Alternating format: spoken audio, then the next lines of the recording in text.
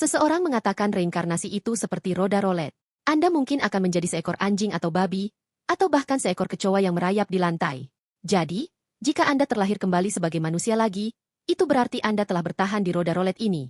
Intinya, dia berhasil selamat dari permainan berbasis keberuntungan ini, dan dibandingkan dengan kehidupan sebelumnya yang berakhir dengan kerja keras tanpa mendapatkan apapun, yang kedua adalah harapannya untuk mengalami kehidupan yang lebih menyenangkan.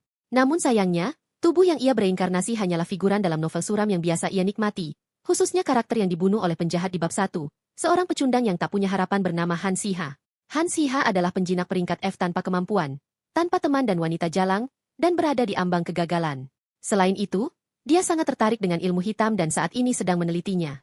Tetapi bahkan dengan ini, dia hanyalah karakter kecil yang, karena temperamennya yang kecil, tidak dapat mengatasi proses penggilingan dan akhirnya mati.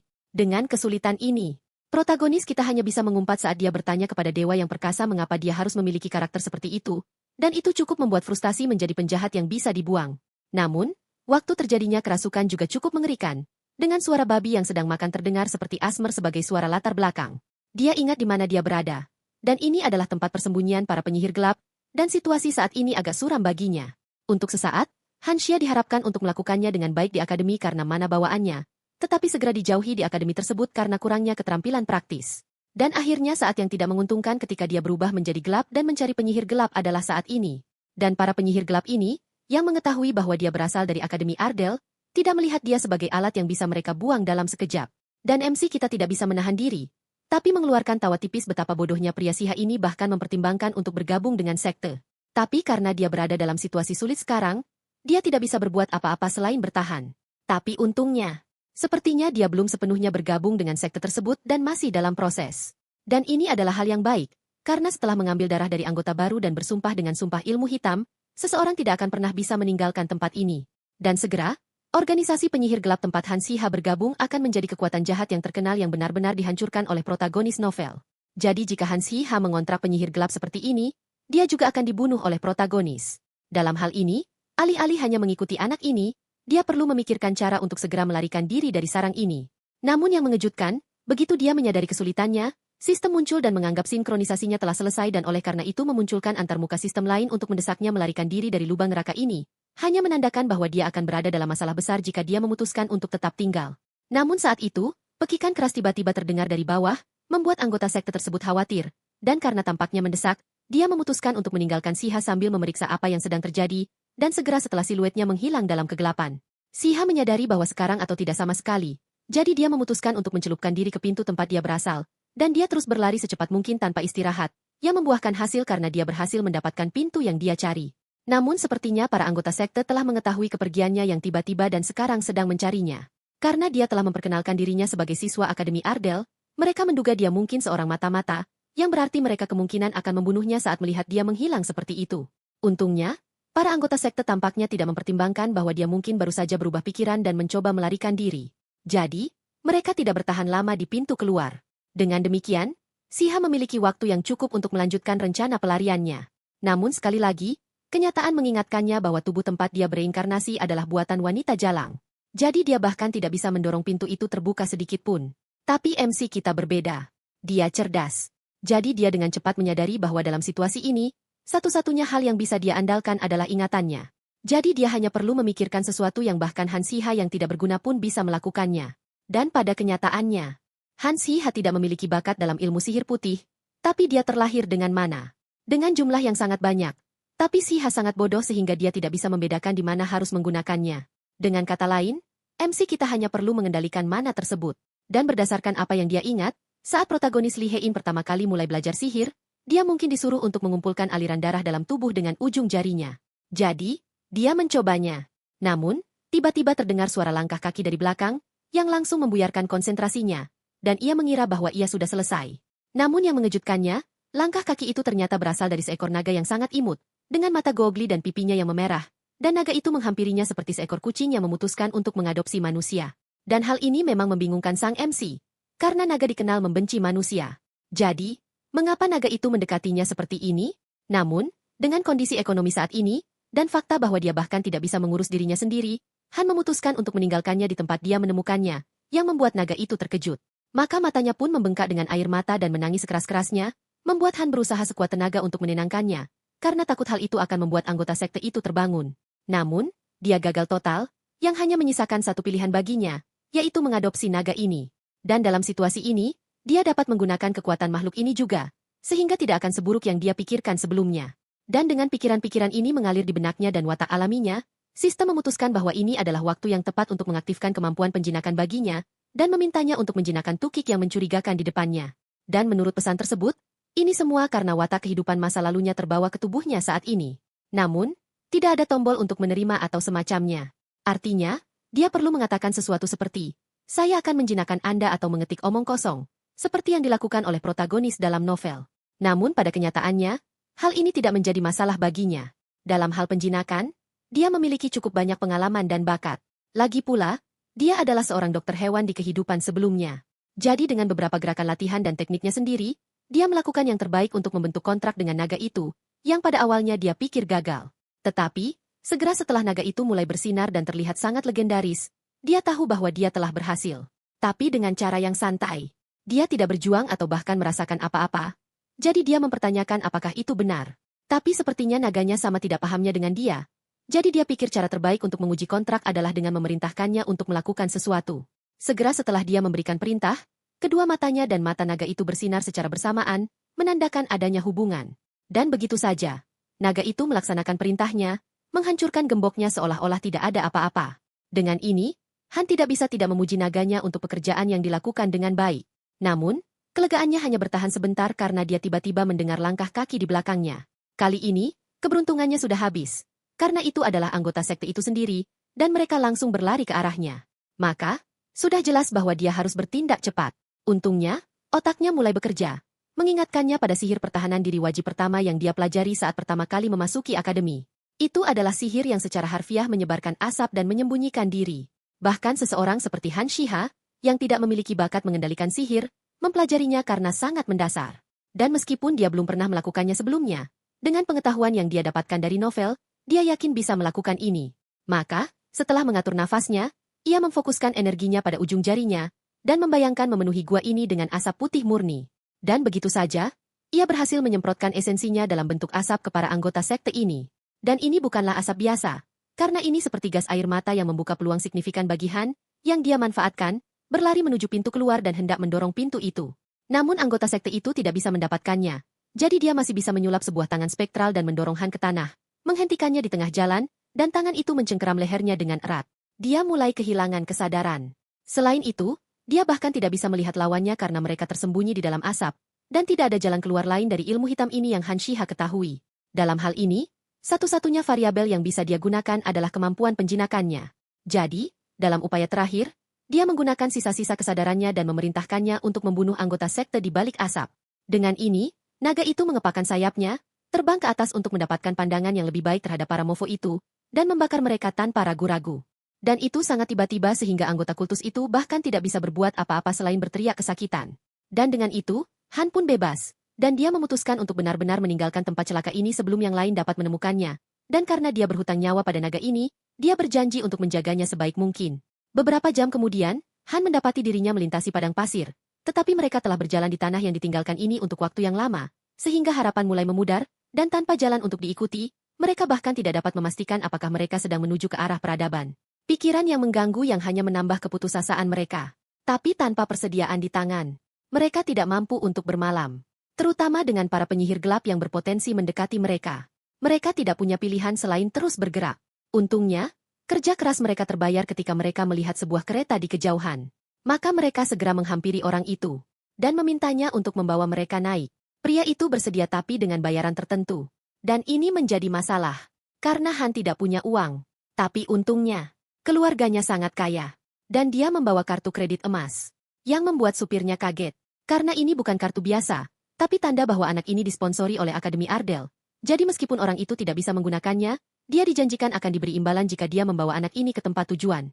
Maka dia menerima permintaan anak itu, yang membuat Han sangat senang. Dan sekarang setelah itu selesai, pengemudi bertanya kemana harus pergi, yang membuat Han ragu-ragu, karena menyadari bahwa dia tidak benar-benar memiliki tujuan.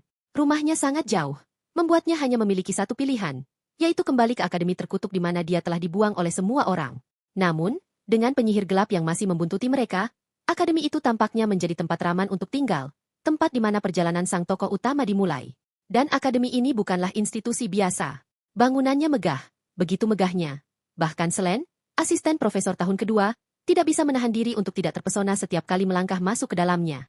Lantai marmer yang mewah berkilauan di bawah cahaya lampu gantung yang elegan, dan udaranya kental dengan aura prestise, diperkuat oleh seragam sempurna yang dikenakan oleh para siswanya. Setiap detail dari akademi ini berbicara tentang keunggulan dan tradisi, membuat Selin memiliki semangat baru untuk mengajar setiap kali dia memasuki aula yang suci ini.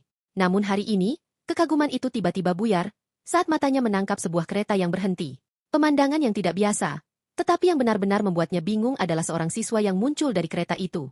Anak itu mengenakan pakaian robek dan kotor, sangat kontras dengan citra akademi yang murni, kontradiksi yang nyata dari semua yang diwakili oleh Akademi Ardell, yang membuatnya tertegun tak percaya. Bertanya-tanya bagaimana siswa yang tidak bermoral seperti itu bisa berada di dalam tembok-tembok ini. Dan pada hari pertama semester ini. Tapi semua ini baru masuk akal setelah melihat wajah bodoh Siha. Karena dia terkenal sebagai murid yang tidak bisa mengendalikan sihir bawaannya dan hampir gagal. Dan orang ini baru saja mendekatinya. Dan jika itu orang lain, dia pasti sudah memarahinya. Tapi dia tidak punya waktu untuk mengkhawatirkan potensi kegagalan. Gagel. Jadi dia membiarkannya. Sepertinya dia benar-benar seperti guru saya. Tapi Selen juga berusaha sebaik mungkin untuk tidak terlalu dekat dengannya karena dia membuatnya takut. Karena ada desas-desus bahwa dia adalah pria aneh yang terlibat dalam ilmu hitam dengan boneka seukuran manusia setiap malam, jadi tidak ada hal baik yang bisa didapat dari terlibat dengannya. Membuat Selen hanya menepuk pundaknya dan dia bergegas masuk ke dalam. Ingin Siha pergi dari hadapannya secepat mungkin. Tapi entah dari mana, Siha hanya tersenyum padanya dan berterima kasih atas pertimbangannya, yang membuatnya lengah. Dan untuk sesaat ia bertanya-tanya apakah mungkin pria ini benar-benar telah membuka lembaran baru sekarang setelah ia berada di tahun keduanya. Itu adalah pemikiran yang mengejutkan. Dan dia tidak bisa tidak memikirkannya saat dia melihat pria itu masuk ke akademi. Namun, ketika MC kita sampai di ruang kelasnya, semua perhatian teman sekelasnya tertuju padanya. Dan tidak peduli betapa kerennya dia mencoba untuk terlihat, mereka semua menggosipkan hal-hal buruk tentangnya. Dan hal ini tidak bisa ditolong. Karena dari semua hari yang dia bisa pindah, itu harus menjadi hari pertama semester. Dan karena dia mendapatkan reputasi negatif itu, dia menjadi topik hangat di kelas. Semua orang berbisik-bisik tentang bagaimana seseorang yang tidak berbakat seperti dia bisa naik ke tahun kedua. Beberapa orang mengira dia pasti mengemis, atau mungkin keluarganya membayar orang yang tepat. Tapi apapun yang mereka pikirkan, Han benar-benar tidak peduli, karena dia memiliki masalah yang jauh lebih besar untuk dikhawatirkan, seperti mencari cara untuk bertahan hidup di dunia novel yang kacau ini sendirian. Dan untuk mengatasi masalah ini, dia memutuskan untuk membagi tujuan bertahan hidupnya menjadi 2 langkah sederhana. Pertama, dia harus bertahan hidup dengan tenang di akademi. Dalam timeline sebelumnya, Han Siha, seorang figuran penjahat kelas 3, yang kejam dan tidak kompeten, menemui ajalnya dengan dikubur hidup-hidup oleh para protagonis. Dan karena dia tidak tahu alasan spesifik mengapa dia dibunuh, dia akan hidup dengan tenang dan hati-hati. Dia lebih suka menderita karena terlalu banyak bekerja 2 kali daripada dikubur hidup-hidup. Kedua, dia harus lulus dari akademi dengan selamat. Dan ini yang paling penting, karena dia masih harus mencari nafkah di dunia ini. Meskipun Han Sihi berasal dari keluarga kaya, namun kejenakaannya hampir membuatnya tidak diakui. Bahkan, ijazah Akademi Ardell akan menjadi rencana pensiun yang lebih aman. Lulusan Akademi Ardell diminati di mana-mana. Jadi, alih-alih terjebak dalam perang dengan para protagonis dan mati seperti dalam novel aslinya, dia akan hidup sebagai siswa biasa yang tenang, memastikan untuk menghindari setiap kemungkinan kematian. Dengan itu, dia sudah siap untuk mewujudkan rencana ini. Tiba-tiba profesor itu akhirnya tiba, dan tidak lain adalah Profesor Green dari Departemen Sihir. Dan setiap siswa gelisah karena orang ini memiliki reputasi ujian yang sulit. Bahkan auranya sangat kuat.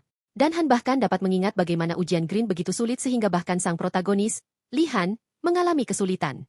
Namun karena keributan yang ditimbulkan oleh para siswa, Green dengan cepat memerintahkan mereka untuk berhenti.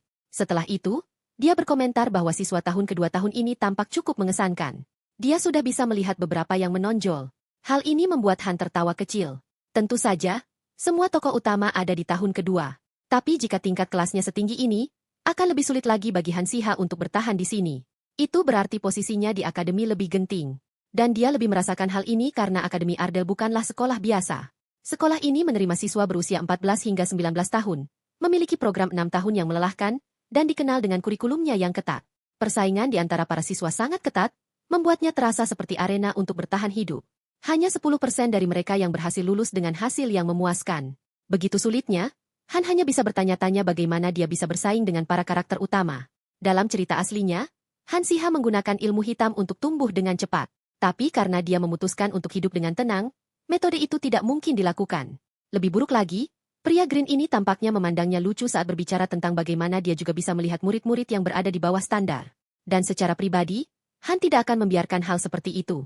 Tapi tubuhnya yang menyedihkan sedang lemah sekarang. Jadi tidak ada yang bisa dia lakukan. Dan dengan itu, Green melanjutkan kejenakaannya, mengumumkan jadwal ujian masuk. Dia hanya menghentakkan tongkatnya ke tanah. Dengan santai memproyeksikan pengumuman itu dengan sihir ilusi. Ketepatan ilusi tersebut sangat mengesankan, menyoroti tingkat sihir di Akademi Ardell. Terutama kemampuan Profesor Green. Namun, meskipun hal ini sangat mengesankan, ujian yang diberikannya cukup mudah dari yang diperkirakan. Karena mereka dapat dengan bebas memilih mata pelajaran ujian. Itu berarti setiap orang bisa memilih mata pelajaran yang mereka kuasai dan lulus ujian dengan mudah, bukan? Dan tidak mungkin ujian Profesor Green semudah ini sejak awal. Jadi pasti ada maksud dari semua ini. Dan seperti yang dia duga, memilih mata pelajaran tidak akan mudah, karena setiap mata pelajaran memiliki jumlah tempat yang terbatas dan diisi berdasarkan siapa cepat dia dapat. Dan urutan yang mereka pilih akan ditentukan oleh pemilihan acak, yang benar-benar membuat Han lengah, karena orang bodoh ini benar-benar memproyeksikan kecanduan judinya pada mereka, masih tanpa ada yang bisa dilakukan. Murid-murid hanya menunggu dengan sabar sambil bertanya-tanya bola siapa yang akan menjadi yang pertama dipilih. Sementara Han hanya berdoa agar dia yang pertama dipilih. Karena dia sama sekali tidak tahu apa-apa tentang sihir saat ini, jadi jika bolanya diambil lebih awal, maka dia bisa memilih mata pelajaran yang paling tidak bisa dia coba. Untungnya, doanya terkabul. Karena bola pertama yang diundi bertuliskan namanya. Jadi, dia sekarang berpikir bahwa mungkin si Green ini tidak seburuk itu. Karena itu, dia benar-benar dapat membatalkan hal-hal yang tidak dia inginkan. Seperti, ia belum terbiasa dengan pengoperasian mana. Jadi dia melewatkan mata pelajaran yang berfokus pada praktik. Dan tentu saja mata kuliah yang tidak disebutkan dalam novel aslinya dan yang tampak suram. Tetapi bahkan dengan ini, yang tersisa tampaknya sulit hanya dari judulnya saja. Seperti studi tentang hidrologi dan ritual. Itu terlihat sangat sulit. Tapi dia tahu itu adalah satu-satunya mata kuliah yang mudah. Ditambah lagi, ini adalah mata kuliah teori. Jadi jika dia menghafalkan semuanya, dia pasti bisa. Tapi ini juga menarik perhatian orang lain yang berpikir bahwa mereka hanya perlu memilih mata kuliah yang sama dengannya dan mendapatkan poin gratis dengan mengalahkannya.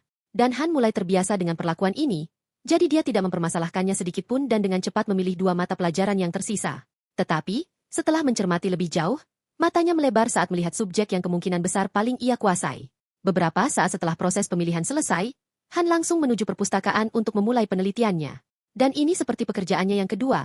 Karena sebelum dia meninggal karena terlalu banyak bekerja dan berakhir di novel ini, dia adalah seorang dokter hewan magang.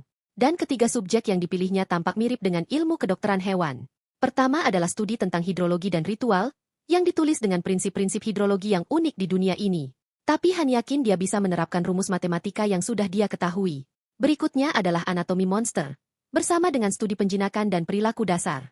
Jadi satu-satunya hal yang dia khawatirkan adalah orang yang duduk bersamanya, karena dia telah membawa orang ini. Dia mungkin akan memanfaatkannya dengan baik, tapi tidak di semua tempat, karena ada terlalu banyak mata yang melihat. Dan tiba-tiba memiliki seekor naga yang menetas ketika Han Shihab bahkan tidak bisa menangani mana hanya akan menimbulkan kecurigaan.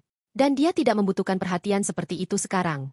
Dengan pemikiran tersebut, dia langsung pergi ke ruang bawah tanah pelatihan bawah tanah di mana naganya bisa menjadi liar. Dan ini masih bagian dari Akademi Ardell.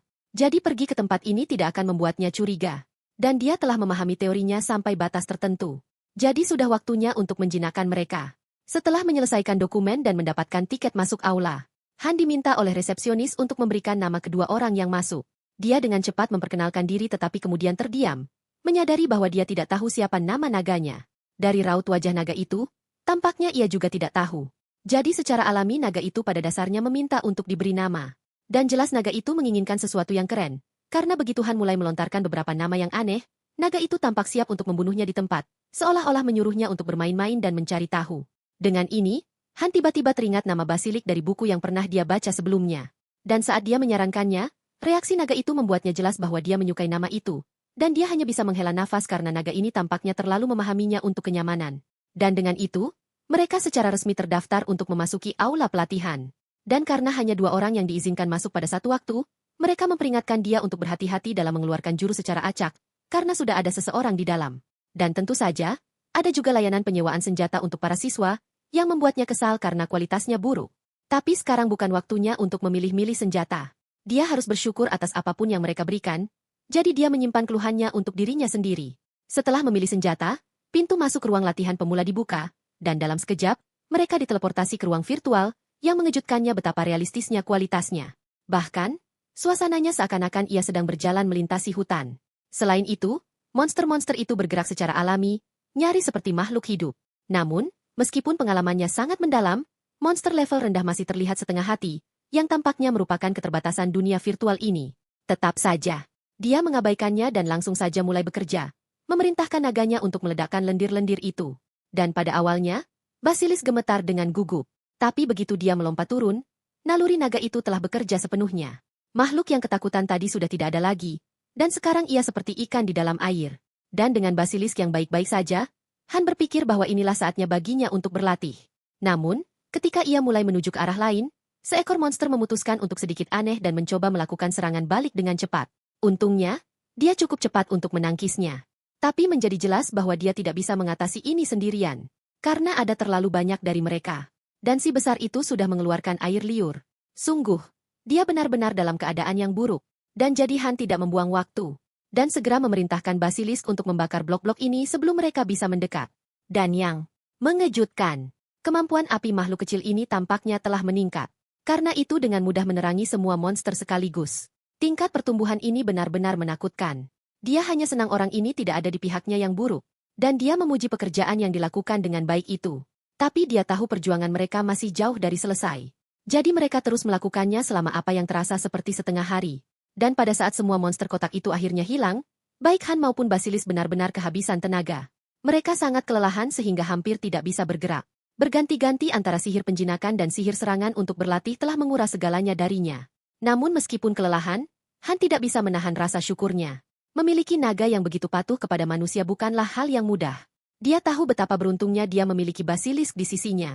Jadi, dia memutuskan bahwa adalah hal yang tepat untuk menjamu Basilisk dengan sesuatu yang lezat ketika mereka kembali. Namun, sebuah teriakan frustrasi yang tiba-tiba menarik perhatian mereka, dan dengan rasa ingin tahu, mereka segera mendekat untuk melihat apa yang sedang terjadi.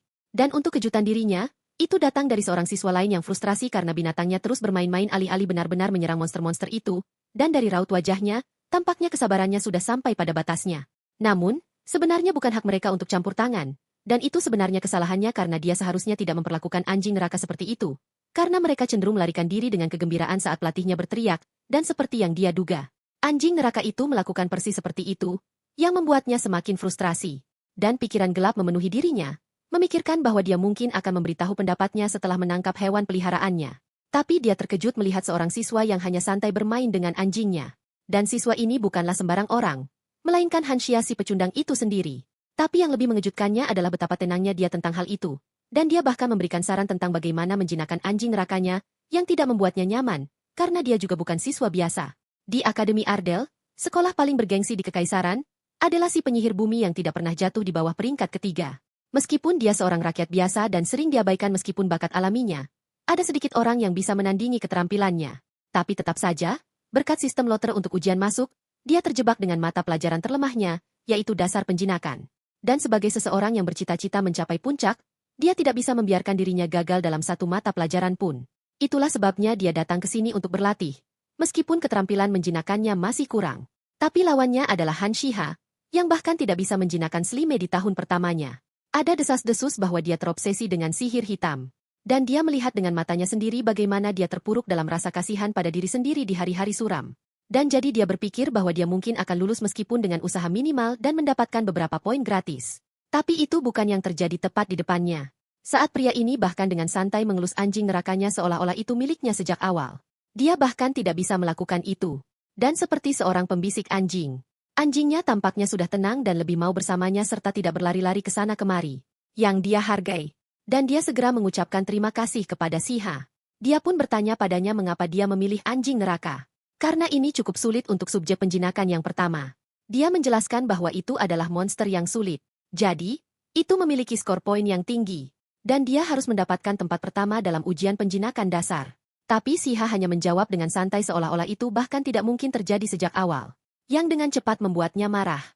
Mendorongnya untuk bertanya padanya apakah dia ingin berendam di lumpur. Karena sebagai seorang penyihir bumi, dia akan senang menguburnya sekarang juga. Tapi Shiha tampak tidak terpengaruh. Membuatnya bertanya-tanya apakah Shiha selalu seperti ini. Dan dia seorang bangsawan. Namun dia berbicara santai dengannya. Seorang rakyat biasa. Dan di sampingnya bisa jadi ada anak naga, yang juga mengejutkan. Karena dia baru di tahun kedua tetapi sudah menjinakkan naga dan membawanya kemana-mana.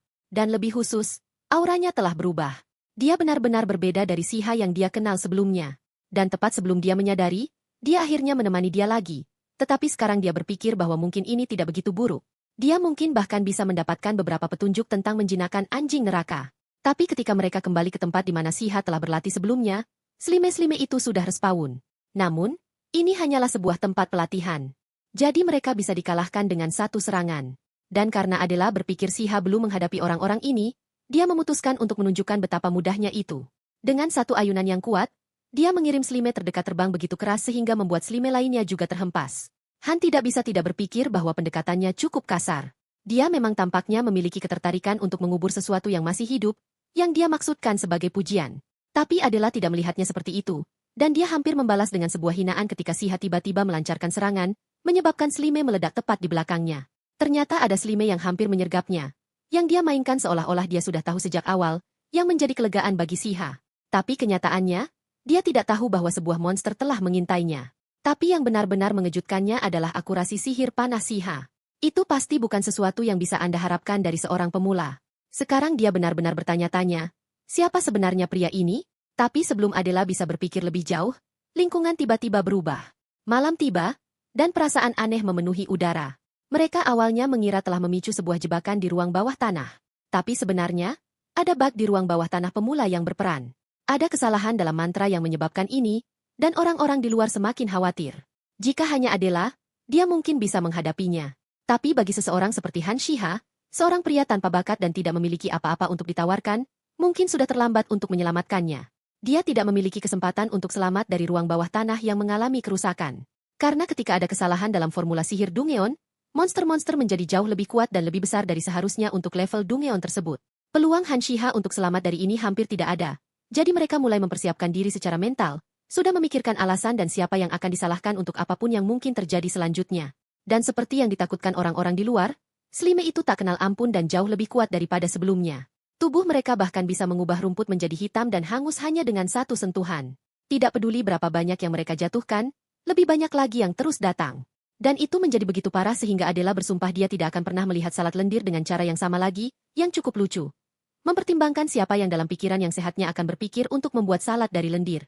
Namun, meskipun dibombardir oleh gerombolan lendir ini selama apa yang terasa selamanya, Adela tampak mengejutkan tidak terganggu. Kemampuan menjinakkan hewan miliknya masih dasar, tetapi dia menguasai sihir bumi seperti seorang profesional.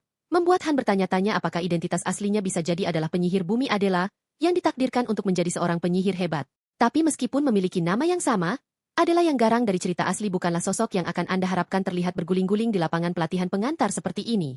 Selain itu, pengguna sihir bumi tidaklah langka, dan yang paling penting, berbeda dengan cerita aslinya, Adela yang ini tampak baik hati.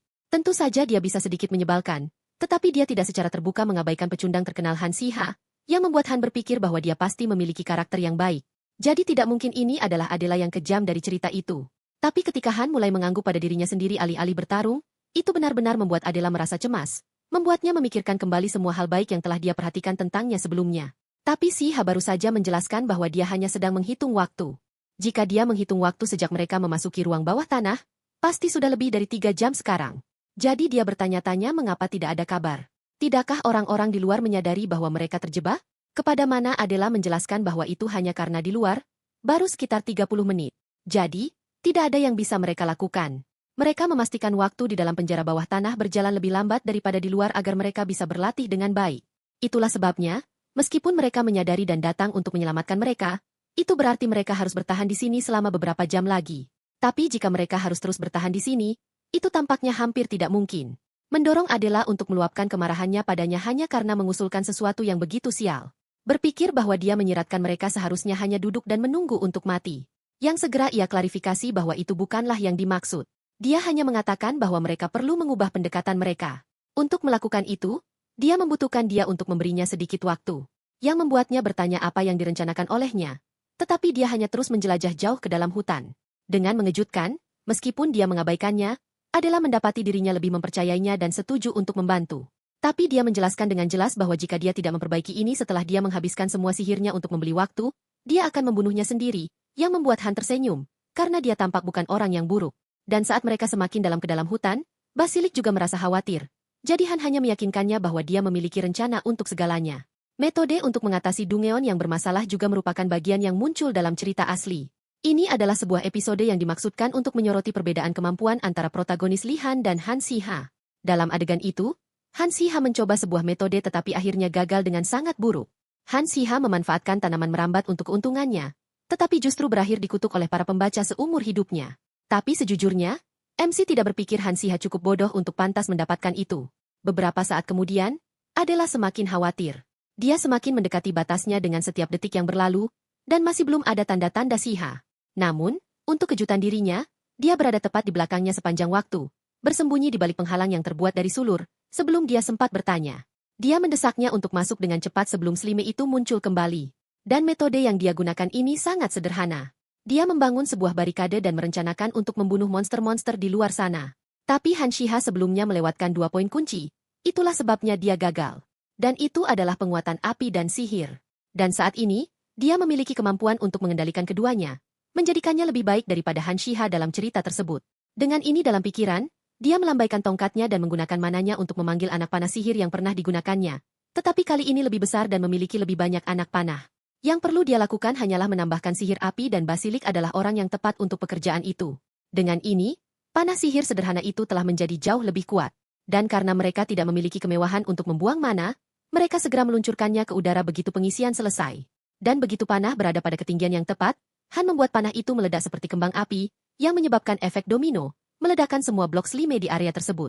Dan pemandangan ini membuatnya mempertanyakan bagaimana dia bisa melakukan itu, di mana Han menjelaskan bahwa karena dia mengubur Slime di sekitar sini, dan sisa-sisanya tersebar di seluruh tanah, dan karena racun Slime memiliki sifat meledak saat bersentuhan dengan sihir api, maka mudah baginya untuk memicu api, dan semuanya akan mengurus dirinya sendiri. Itu adalah langkah cerdas dari pihaknya.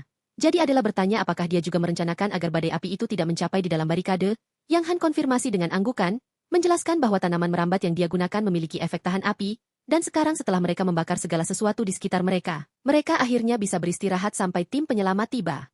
Tapi Adela terlalu terkejut untuk melakukan itu, karena dari semua orang, Han Si-ha lah yang menyelamatkannya, dan biasanya para bangsawan di Akademi Ardell tidak peduli apakah orang biasa sepertinya hidup atau mati, jadi dia tidak bisa tidak bertanya-tanya apa motifnya.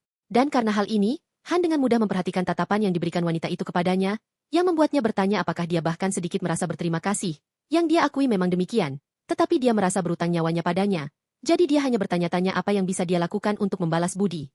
Dan ini membuat Han tersenyum, karena sepertinya mereka berada di halaman yang sama, jadi tanpa ragu. Ia mengungkapkan bahwa sebenarnya ada satu permintaan yang bisa dia lakukan untuk membalas budi kepadanya. Dan dengan kilauan nakal di matanya serta api yang menyala di latar belakang, sepertinya dia akan menyarankan sesuatu yang tidak biasa.